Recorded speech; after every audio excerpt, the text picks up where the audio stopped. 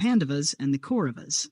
Chapter 1 sets the scene and introduces the psychological and emotional turmoil of Arjuna, one of the greatest warriors, and the Lord Krishna reveals the Gita's teachings.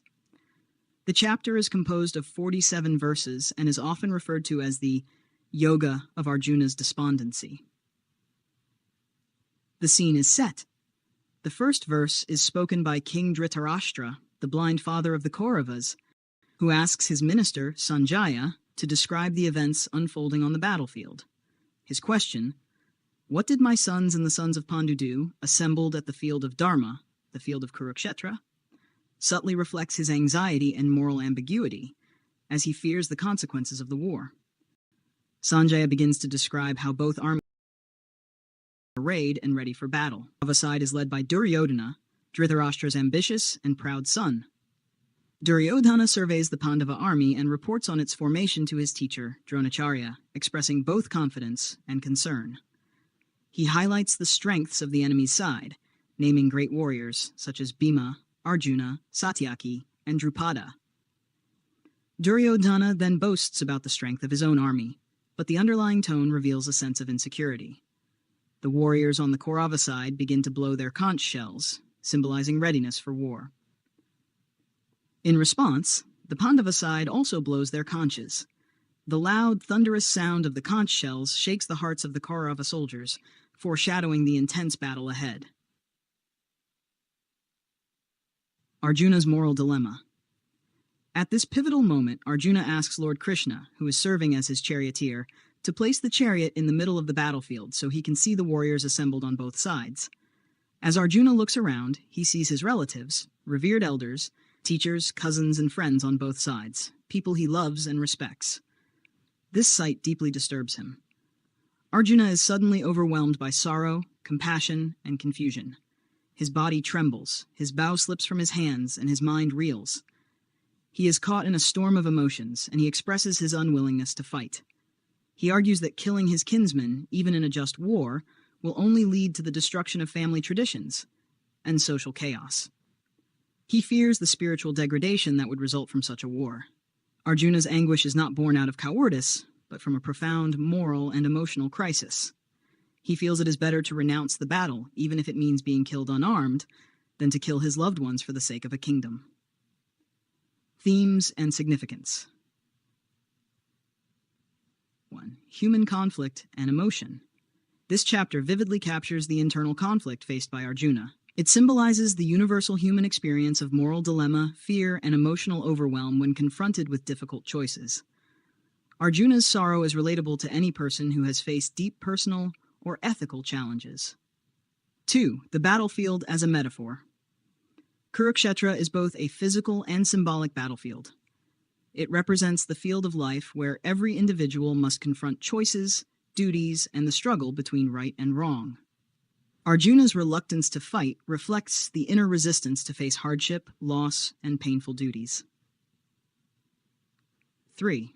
Beginning of the spiritual journey. Arjuna's despondency marks the beginning of his spiritual awakening. His willingness to question the righteousness of his actions and eventually surrender to a higher wisdom sets the foundation for the teachings that follow in later chapters. The Gita uses this moment of despair to introduce the path of self-inquiry and transformation. 4. Importance of dharma, duty. The concept of dharma, or righteous duty, is introduced in Arjuna's questioning. Though he is a warrior whose duty is to fight for justice, he hesitates due to emotional bonds and attachment. This tension between personal emotions and social responsibility becomes a central theme of the Gita. Conclusion of Chapter 1. The chapter ends with Arjuna casting aside his bow and arrows and collapsing onto the seat of his chariot, utterly defeated by his own inner conflict. He turns to Krishna for guidance, not yet fully realizing the divine nature of his charioteer. The last verse sets the stage for the spiritual dialogue that begins in Chapter 2. It marks the transition from worldly concerns to the higher philosophical discourse that defines the Bhagavad Gita. Arjuna's breakdown becomes the catalyst for his transformation,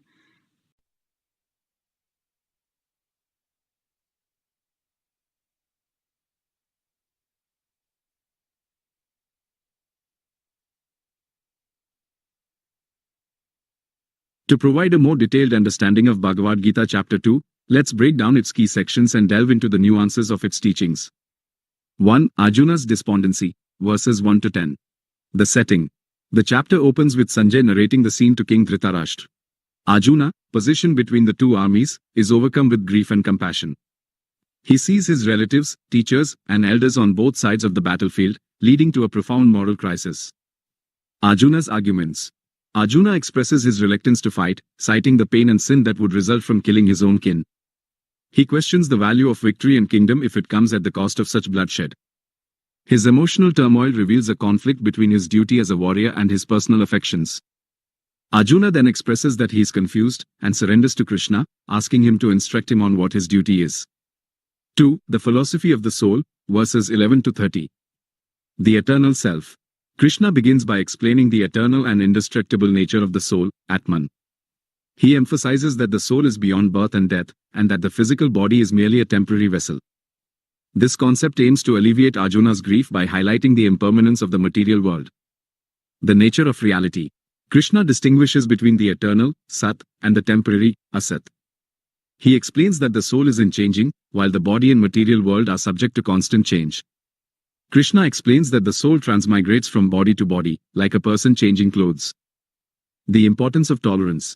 Krishna explains that the sensations of hot and cold, pleasure and pain, are temporary, and that a person should learn to tolerate them. 3. Duty and righteous action, verses 31 to 38. Dharma. Krishna stresses the importance of fulfilling one's duty, dharma, as a kshatriya, warrior. He argues that engaging in righteous warfare is Arjuna's duty, and that he should not deviate from it. Krishna explains that by not performing his duty, Arjuna will incur sin and lose his good reputation. Action without attachment. Krishna advises Arjuna to perform his duty without attachment to the results of his actions. He emphasizes that focusing on the action itself, rather than the outcome, leads to inner peace. 4. The path of equanimity, verses 39 to 53. Buddhi Yoga. Krishna introduces the concept of Buddhi Yoga, or the yoga of intellect, which involves cultivating a balanced and unwavering mind. This path emphasizes the importance of transcending dualities like pleasure and pain, gain and loss. Detachment. Krishna explains that detachment from the fruits of action is essential for achieving liberation from the cycle of birth and death. Krishna describes that by detaching from the desires of the senses, a person can achieve a state of peace. 5. The characteristics of a steady-minded person, verses 54 to 72. Sthita Prajna. Arjuna asks Krishna to describe the characteristics of a person with steady wisdom, Sthita Prajna.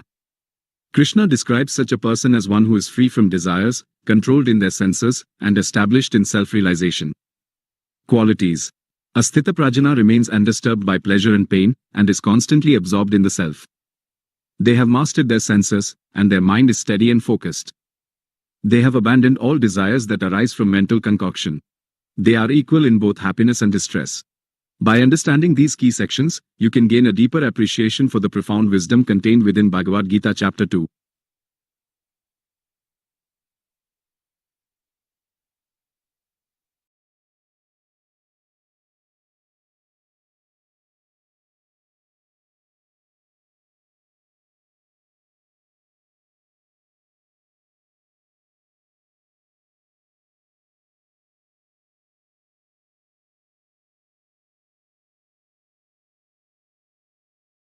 Let's delve into a detailed and elaborate explanation of Chapter 3 of the Bhagavad Gita, Karma Yoga, in English. Bhagavad Gita Chapter 3, Karma Yoga, the Yoga of Action. Chapter 3 of the Bhagavad Gita addresses the conflict between action and inaction, a dilemma Arjuna faces on the battlefield of Kurukshetra. Krishna, in his discourse, elucidates the concept of Karma Yoga, the Yoga of Action, emphasizing the importance of performing one's duties without attachment to the results. 1. Arjuna's dilemma and Krishna's initial response, verses 1 to 9. Arjuna's confusion, verses 1 to 2. Arjuna, still grappling with the moral implications of the impending battle, questions Krishna about the superiority of knowledge over action. He argues that if knowledge is indeed superior, then why is Krishna compelling him to engage in such a horrific act of warfare? Arjuna expresses his bewilderment, stating that Krishna's seemingly contradictory statements have confused his intellect. He pleads for a definitive answer, a clear path to follow. This reflects a common human struggle, the conflict between intellectual understanding and practical application, between abstract principles and concrete actions. Krishna's explanation of Karma Yoga, verses 3 to 9. Krishna responds by outlining two distinct paths, the path of knowledge, Jnana Yoga, for the contemplative, and the path of action, Karma Yoga, for the active. He clarifies that liberation is not achieved by merely renouncing action. No one can remain inactive, even for a moment, as the inherent qualities of nature, Prakriti, compel all beings to act. Krishna emphasizes that restraining the external organs of action while internally dwelling on sense objects is hypocrisy.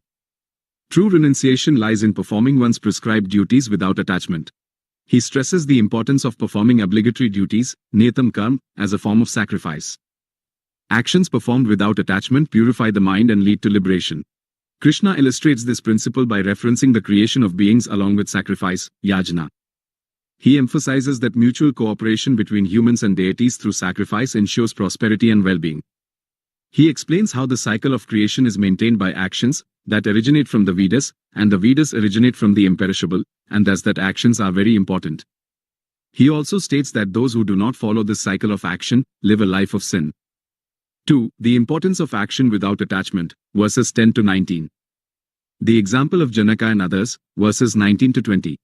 Krishna cites the example of King Janaka and other wise individuals who attained perfection through selfless action.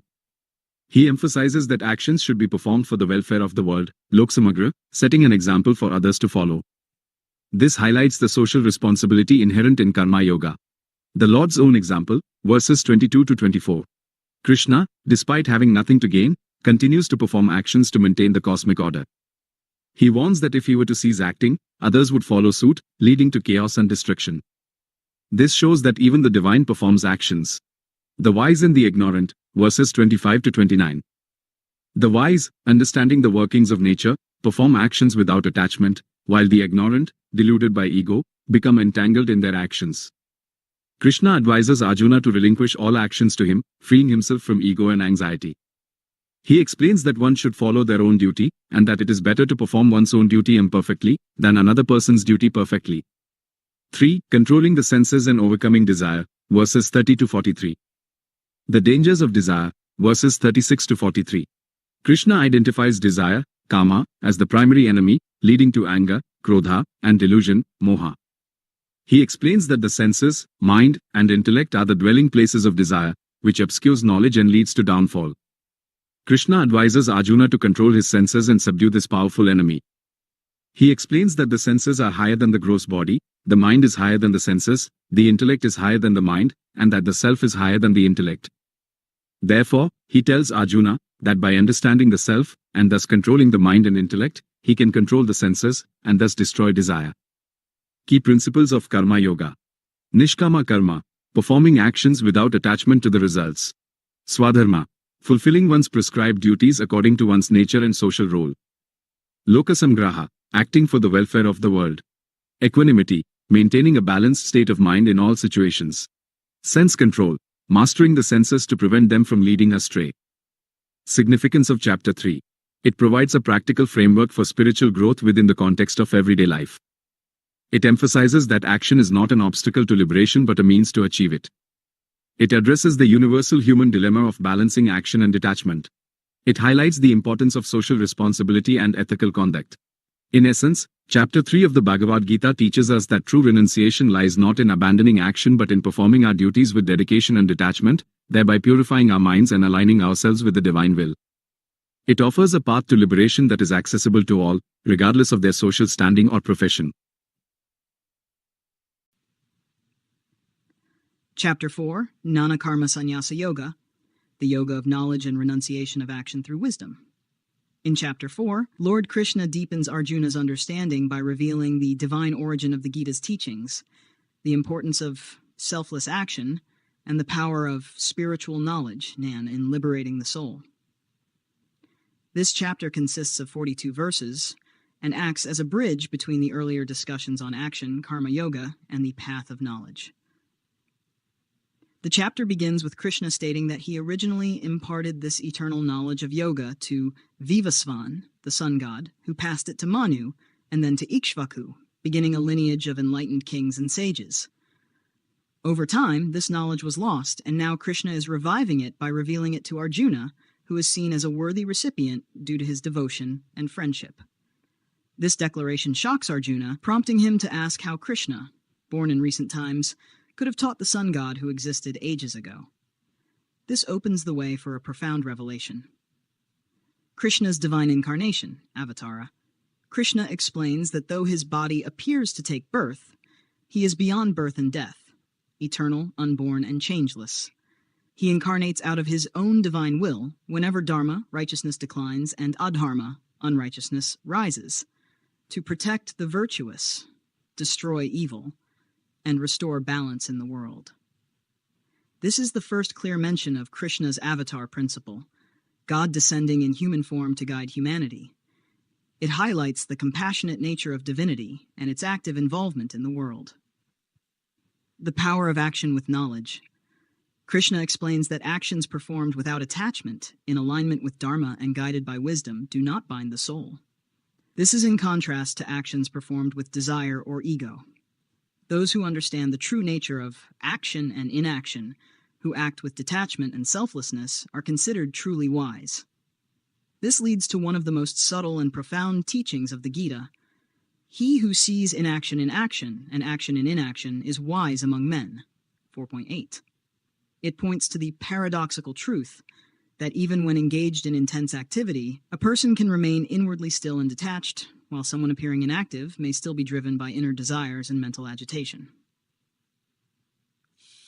The role of sacrifice, yajna. Krishna introduces the idea of various forms of yajnas, not just ritualistic fire sacrifices, but also intellectual, sensory, breath, austerity, and knowledge-based sacrifices. All of these aim to purify the mind and elevate consciousness. However, the highest sacrifice, he says, is the sacrifice of knowledge, where the ego and ignorance are offered up, and the self is illumined by the light of truth. Better than material sacrifice is the sacrifice of knowledge, for all actions culminate in knowledge. 4.33. This reinforces the idea that spiritual understanding is key to liberation, more than mere mechanical performance of rituals or duties. The role of the guru and the path to wisdom.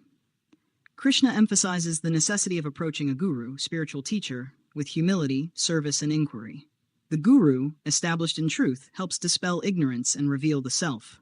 He assures Arjuna that once a person attains true knowledge, he no longer doubts, even in the face of life's challenges. His karma no longer binds him. Just as a blazing fire reduces wood to ashes, O Arjuna, so does the fire of knowledge burn all karma to ashes. The person who is steadfast, devoted, and self-controlled attains knowledge, and with it, supreme peace. Arjuna is urged to rise with clarity. The chapter concludes with Krishna encouraging Arjuna to rise with faith and clarity, to cut through the doubt that clouds the heart with the sword of knowledge, and to stand up for his dharma with renewed insight. 1. Divine origin of the Gita's wisdom. Krishna reveals that the teachings of the Gita are timeless and eternal, handed down through divine channels. He appears not merely as a teacher, but as God himself, the source of all dharma. 2. Incarnation and divine intervention. Krishna's role as an avatar illustrates how the divine manifests to uplift humanity, reaffirming the spiritual law that God never abandons creation in times of crisis. 3. Knowledge is liberation. Knowledge is seen as the highest purifier. Right understanding transforms karma into a path to liberation, rather than bondage. 4. Action with detachment. Acting in the world without attachment to the results leads to freedom. The wise live with a sense of inner detachment and presence, making no karmic entanglements. 5. Guru and grace. The importance of a teacher who can impart knowledge and dissolve doubts is emphasized. One must approach such a guide with humility, respect, and the desire to learn. Conclusion. Chapter 4 of the Bhagavad Gita deepens the philosophical foundation laid earlier. It merges action, karma yoga, with wisdom, gnana yoga, showing how enlightened action, free from ego and desire, leads to spiritual liberation. It sets the stage for further exploration of disciplined action and inner renunciation, which continues into Chapter 5.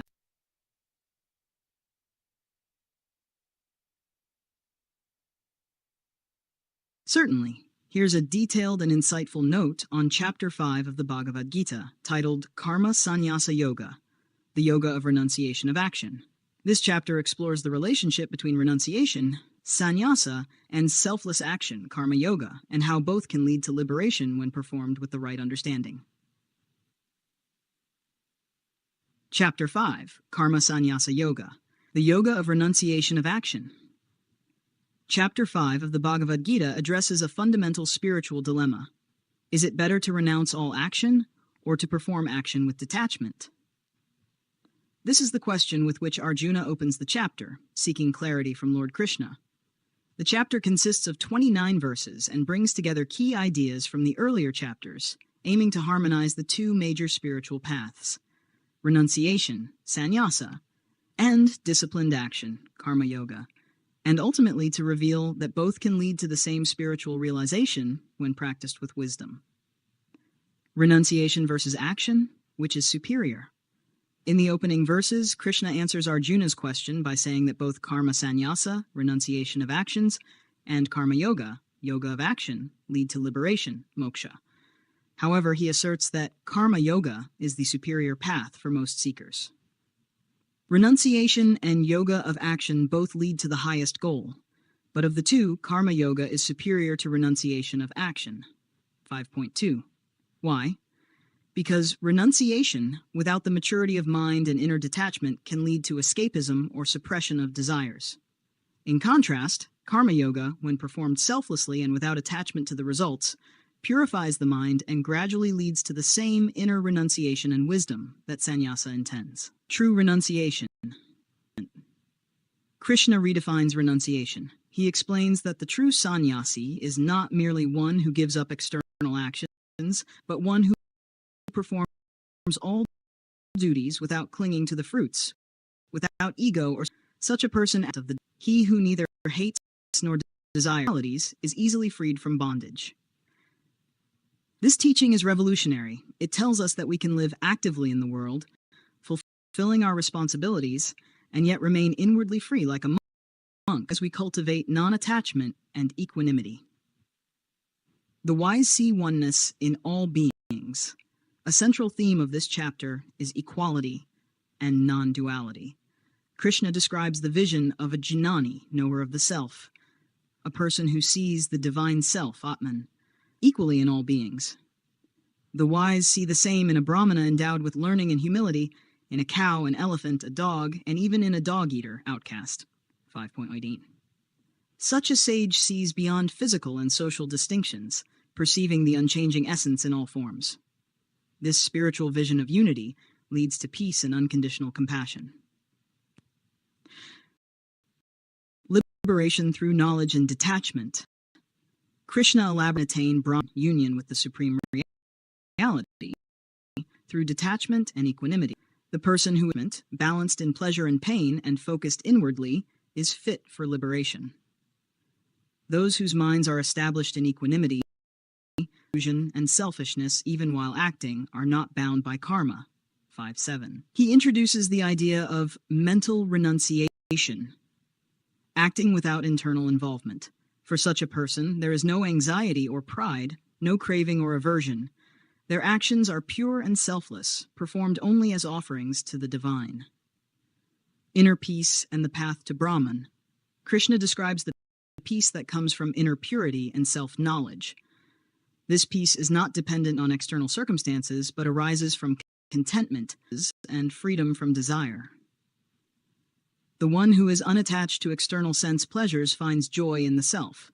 Such a person, united with Brahman, enjoys endless bliss. 5.21. He speaks of the yogi's life as one of joy, stillness, and inner clarity. By turning inward, meditating, and mastering the senses, one enters into the stillness of Brahman, where there is neither doing nor doer, only pure existence. Final vision. The bliss of liberation. The chapter ends on a profoundly uplifting note. Krishna describes the supreme goal as attaining Brahman, the eternal, pure, infinite consciousness. The one who realizes Brahman is free from anger and selfish desires, controls the mind and senses, knows themselves as the self in all beings, dwells in constant bliss. He who is happy within, who rejoices within, and who is illumined within, that yogi becomes Brahman and attains liberation. 5.24. Such a person is liberated while living, a jivanmukh free from fear, sorrow, and duality. They live in the world but are not of the world. Key themes of Chapter 5. 1. Harmony of paths. Both renunciation, sannyasa, and selfless action, karma yoga, can lead to liberation when practiced with wisdom, but karma yoga is more accessible and effective for most people. 2. Redefinition of renunciation. True renunciation is internal. It is not about leaving the world, but about letting go of attachment, ego, and craving. 3. Unity of all life. The vision of a wise person is one of oneness. They see the divine self in all beings, beyond caste, species, or social status. 4. Liberation through detachment and knowledge. By acting selflessly, with a calm mind and spiritual knowledge, one is not bound by karma and attains inner peace. 5. Brahman, the supreme state. The goal is realization of Brahman, the absolute truth. It is the state of eternal joy, stillness, and unity, free from all dualities. Conclusion. Chapter 5 of the Bhagavad Gita is a powerful integration of two seemingly different paths, renunciation and action. Krishna gently guides Arjuna and us, and that living in the world without being bound by it is not only possible, but is the ideal path. Through knowledge, detachment, and devotion, we can perform all our duties and still attain the supreme freedom of the soul. This chapter sets the spiritual tone for deeper practices of meditation and inner absorption, which Krishna will unfold in Chapter 6, Jnana Yoga, the Yoga of Meditation. Would you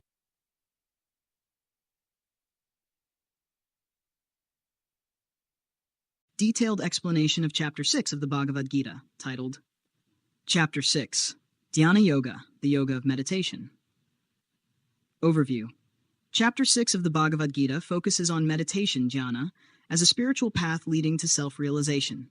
Krishna explains how a true yogi lives, how to meditate, the discipline required, and the benefits of yoga. This chapter integrates the teachings of karma yoga and jnana yoga, showing that meditation is both a continuation and a culmination of these paths. It consists of 47 verses and can be divided into key themes. The true yogi and the spirit of renunciation, verses 1 to 9.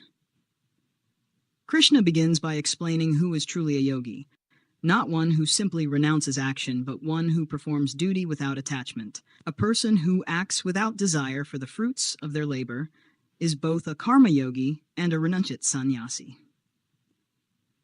He who performs his duty without depending on the results is a true renouncer and yogi.